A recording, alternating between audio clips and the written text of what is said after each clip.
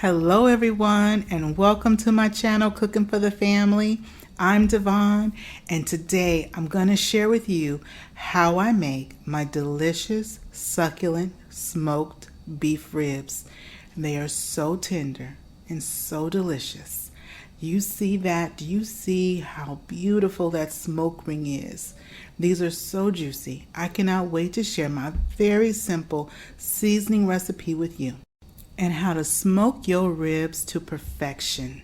First, we're going to start off with our seasoning blend of black pepper, coarse kosher salt, and seasoning salt. And I like to use Lawry seasoning salt.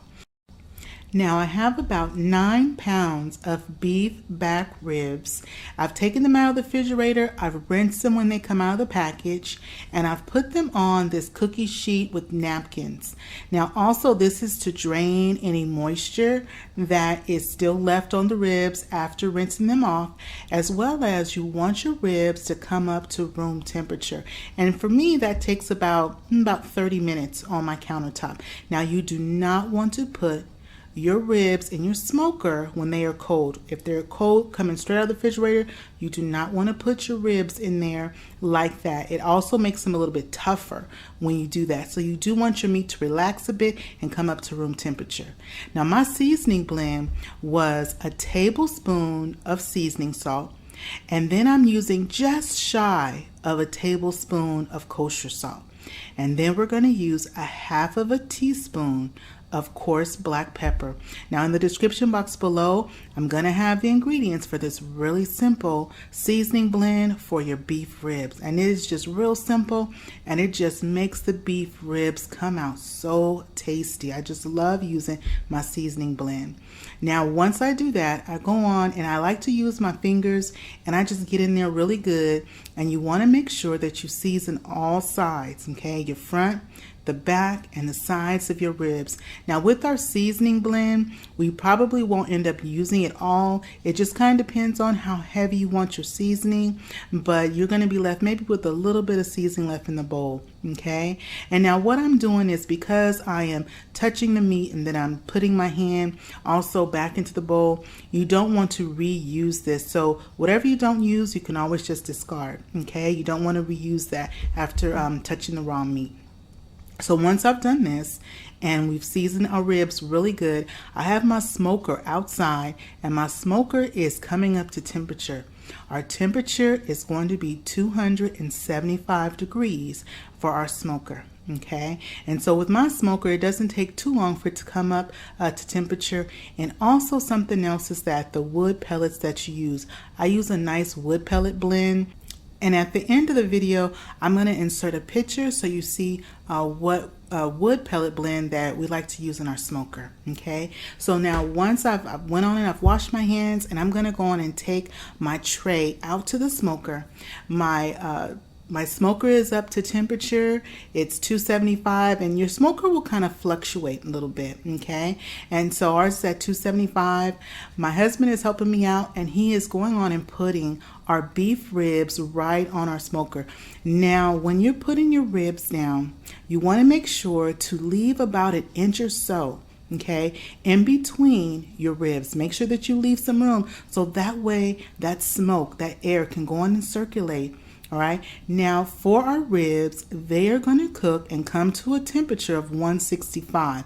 So your internal temperature of your ribs is going to come to 165 degrees. That's going to take anywhere from 3.5 to 4 hours, but go off the temperature more so than the time, because you don't want to overcook your ribs, okay? So once we've gotten to this point, and now our ribs have been cooking for about 3.5 hours, my husband is taking the temperature to see if it's at 165 internally. Once it's at 165, and yes it is, we're going to go on and take them off. And don't they look good? They look so good already.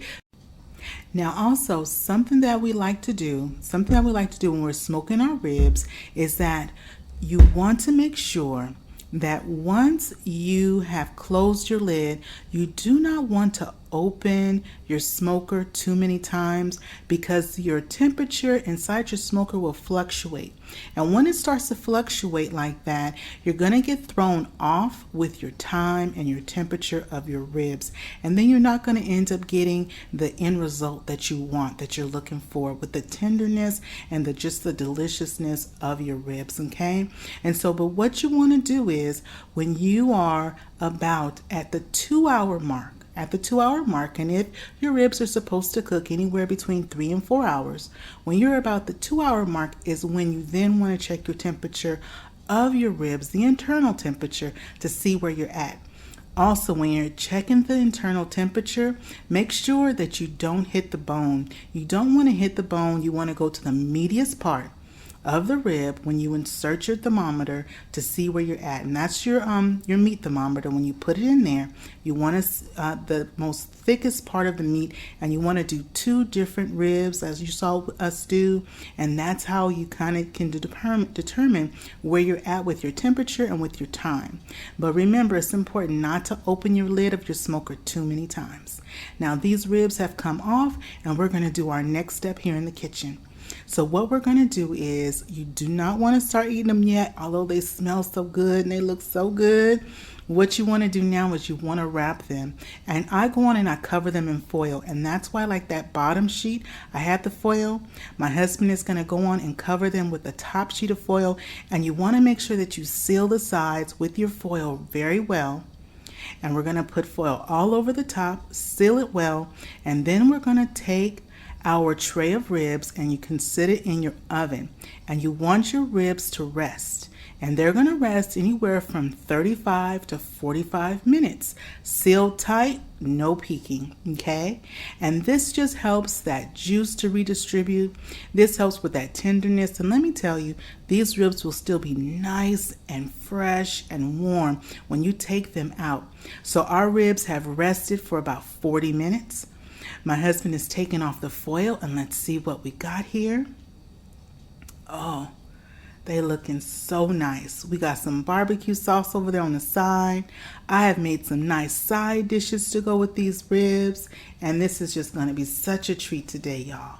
Look at that. Wow. They just look so good. And let me tell you, if you haven't subscribed to my channel yet, what are you waiting for?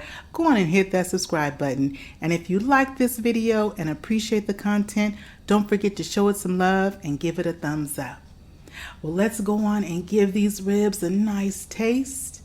Look at that. You can see the seasoning on there. They are just glistening.